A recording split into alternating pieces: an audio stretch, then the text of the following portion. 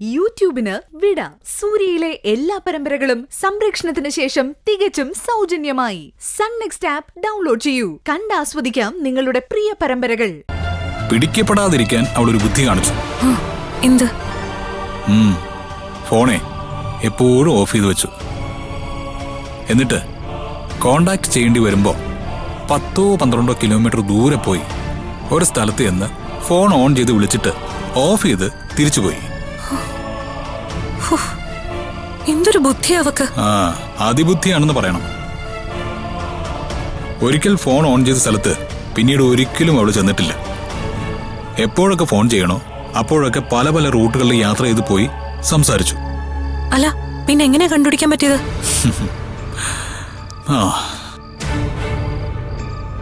അതാണ് ഞാൻ പറഞ്ഞ പാറ്റേൺ. അവള് പോയ സ്ഥലങ്ങളെല്ലാം അടയാളപ്പെടുത്തി ഞങ്ങൾ ഒരു വൃത്തം വരച്ചു. എന്നും പല റൂട്ടുകളിൽ 10-14 കിലോമീറ്റർ സഞ്ചരിച്ച് തിരിച്ചു പോകുന്നുണ്ടെങ്കിൽ അവൾ ആ വൃത്തത്തിന്റെ കേന്ദ്രത്തിലേക്കല്ലേ തിരിച്ചു മടങ്ങിയിരിക്കുക.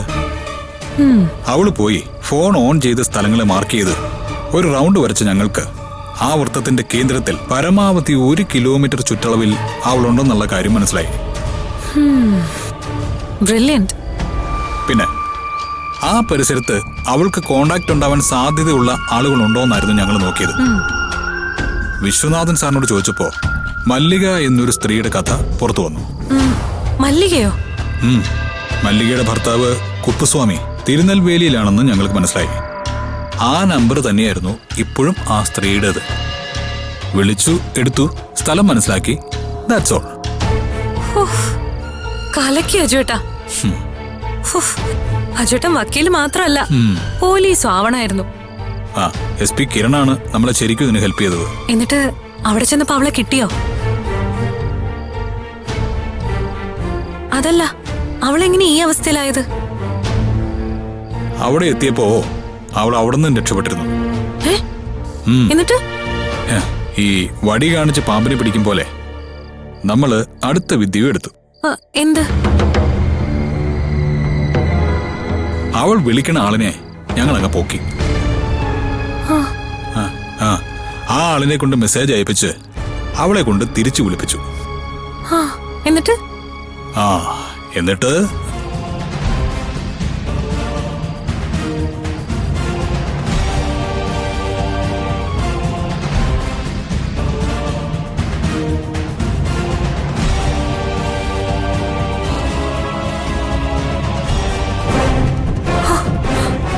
അപ്പോ ആ ആക്സിഡന്റ് ആണ് അവളെ ഇങ്ങനെ ആക്കിയത്?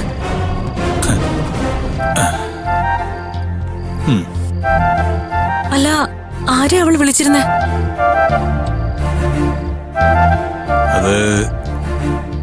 അത് ഞാൻ പിന്നെ പറയാം. ആജുവേട്ടാ, അത്ര രഹസ്യമാണോ? കോടതിയിലെ കേസല്ലേ, ചില രഹസ്യങ്ങള് ജഡ്ജിയുടെ മുമ്പിൽ വെളിപ്പെടുത്താവുന്ന. അല്ലെങ്കിൽ അതൊരു പക്ഷേ യഥാർത്ഥ പ്രതിയെ രക്ഷപ്പെടാൻ വരെ സഹായിക്കും.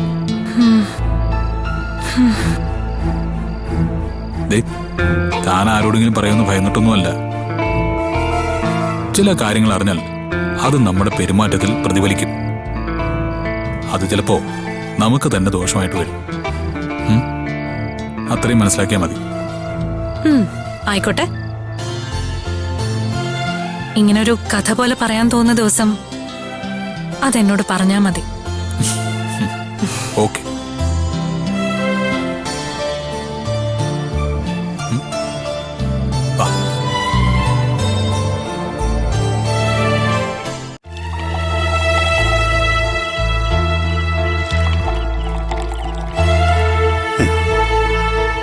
അവസാനം ആരുമില്ലാത്തവനായത് ഞാനാണ് അൻസാറേ. താൻ അങ്ങനെയൊന്നും വിചാരിക്കണ്ട. ഒന്നും അവസാനിച്ചിട്ടില്ല.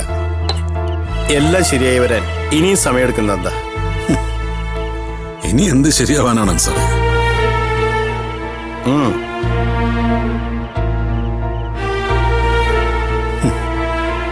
അരുണിമേനി എന്ന് പുറത്തു വരുന്ന താനീ പറയുന്നേ. അർജുൻ അവള് വക്കാലത്ത് കൊടുത്തപ്പോഴേ ഞാൻ ഉറപ്പിച്ചതാ, ഇനി അവളെ അവൻ പുറത്തിറക്കില്ല. അങ്ങനെ ചിന്തിക്കാൻ വരട്ടെ. ലോകം മുഴുവൻ അനു മരിച്ചു എന്ന് പറഞ്ഞപ്പോഴും താൻ എന്താ എന്നോട് പറഞ്ഞത്? അവൾ എവിടെയോ ജീവനോടുണ്ടെന്നല്ലേ? അതെ, പക്ഷേ ഞാൻ വിചാരിച്ചത് അവളെ പുറത്തിറക്കാൻ വേണ്ടി അർജുൻ ചെയ്യുന്നൊരു നാടകമാണെന്നാണ്.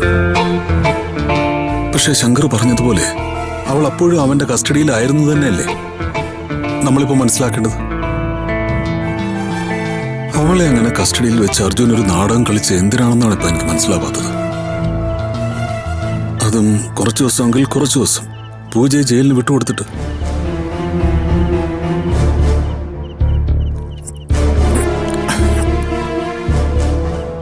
ശരിക്കും എനിക്ക് തോന്നുന്നത് അവൾ അർജുന്റെ കസ്റ്റഡിയിൽ അല്ലായിരുന്നു എന്നാണ്.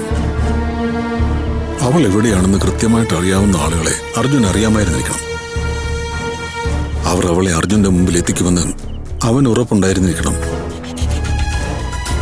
അല്ലാതെ അവൻ പൂജയെ വെച്ച് ഇങ്ങനെ ഒരു കളിക്ക് മുതിരില്ല. താൻ എന്താ ഉദ്ദേശിക്കുന്നത്? ഈ വിഷയത്തിൽ ഒരുപാട് പേരുടെ ഇൻവോൾവ്മെന്റ് ഉണ്ട്. നമ്മൾ വിചാരിക്കുന്ന പോലെ ചെറുതല്ല ഈ വിഷയം. ഓരോന്നും മറ്റെന്തിലേക്കൊക്കെയോ കണക്ട് ചെയ്യുന്നുണ്ട്. തനിക്ക് അങ്ങനെ ഒരു ഫീൽ ഉണ്ടെങ്കിൽ നമുക്ക് ആ വഴി ഒന്ന് അന്വേഷിക്കാം. എങ്ങനെയാണ് അർജുൻ അനുവിനെ കിട്ടിയത്? ഏതൊക്കെ ആളുകൾ ചേർന്ന് ആശുപത്രിയിൽ എത്തിച്ചെന്ന് ഒരു കോൾ തനിക്ക് വന്നെന്നും ആ കോളിൻ പ്രകാരം അന്വേഷിച്ചപ്പോഴാണ് അനു ആശുപത്രിയിലുള്ള വിവരം താൻ അറിഞ്ഞുവെന്നുമാണ് അർജുൻ കോടതിയിൽ പറഞ്ഞത്. ഏയ്, ഞാനത് വിശ്വസിക്കുന്നില്ല. സാറേ, കഥ ഒരിക്കലും അങ്ങനെ അവൻ തരവിലിടൂ. എനിക്കാകെ അറിയേണ്ടത് എങ്ങനെയാണ് എന്റെ മകൾ ഇങ്ങനെ ഒരു അവസ്ഥയിലായതെന്നാണ്. പക്ഷേ ആരോടാണ് ഞാൻ ചോദിക്കുക? 2 ദിവസമായിട്ട് ശങ്കറിനെ പോലും ഞാൻ കണ്ടിട്ടില്ല. ഇത്രയും പ്രശ്നങ്ങൾ നടക്കുമ്പോ അവൻ എങ്ങനെ മാറി നിൽക്കാൻ തോന്നുന്നു? അങ്ങനെ മനഃപൂർവ്വം മാറി നിൽക്കുന്നതായിരിക്കില്ല. താൻ എന്തായാലും ഒന്നോട് വിളിച്ചു നോക്ക്. എടോ, ഇന്ന് ഞാൻ 2-3 തവണ വിളിച്ചതാ. 2 തവണ റിംഗ് ഉണ്ടായിരുന്നു. വൈകിട്ട് വിളിച്ചപ്പോ സ്വിച്ച് ഓഫ്. ഞാനിന്ന് ട്രൈ ചെയ്യട്ടെ.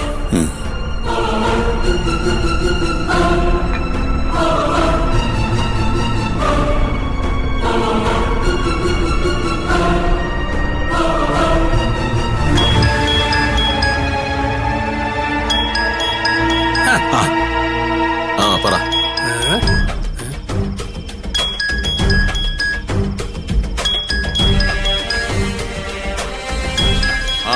ആരോടോ സാറ്? ഞാൻ പറഞ്ഞില്ല. അയ്യോ, കട്ടാക്കിയോ? ഇല്ല, സൈലന്റ് ആക്കിയതാ. അത് നന്ദേട്ടന്റെ കൂട്ടുകാരനാ. നന്ദേട്ടൻ വിളിച്ചിട്ട് എടുക്കാത്തോണ്ട് വിളിക്കുന്നതാവും. ഞാൻ പറഞ്ഞില്ല. വീട്ടിൽ രണ്ടുപേരും ഒരുമിച്ചുണ്ടാവും. ശരിയാ, എന്നാ അറ്റൻഡ് ചെയ്യട്ടെ? അത് ഞാൻ ഏറ്റു. അമീർ ഭായി, ഒരു മിനിറ്റ്.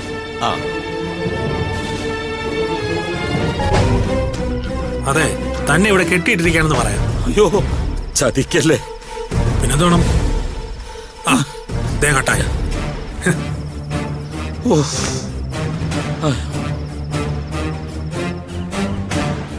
എടുക്കുന്നില്ല.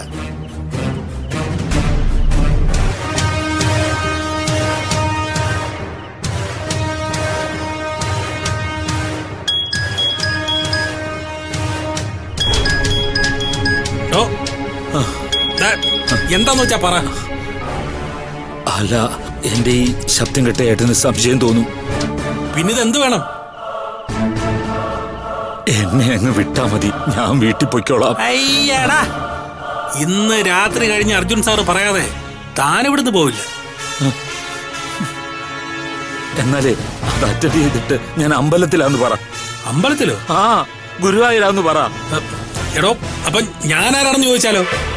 അത് അമ്പലത്തിൽ ഫോൺ കയറ്റാത്തത് കൊണ്ട് ലോഡ്ജിൽ ഏൽപ്പിച്ചിട്ട് പോയതാന്ന് പറ. അങ്ങനെ പറയട്ടെ? ആ, പറ. അല്ല, രാത്രി മുഴുവൻ വിളിയായിരിക്കും. ഹലോ ഹലോ, ശങ്കർ എവിടെ? അമ്പലത്തിലാ. ഇത് ലോഡ്ജാ. ഫോണ് ഇവിടെ ഏൽപ്പിച്ചിട്ട് പോയിരിക്കുക. ആ, റിസപ്ഷനാ. അമ്പലത്തിൽ പോയെന്നോ? നിങ്ങളാരാ? ആ, ശരി, ഓക്കെ. ശങ്കർ ഗുരുവായൂരാണത്രേ. അമ്പലത്തിനകത്തേക്ക് ഫോൺ കൊണ്ടുപോകാൻ പറ്റാത്തതുകൊണ്ട് ലോഡ്ജിന്റെ കൗണ്ടറിൽ വെച്ചിട്ട് പോയിരിക്കുകയാണ്.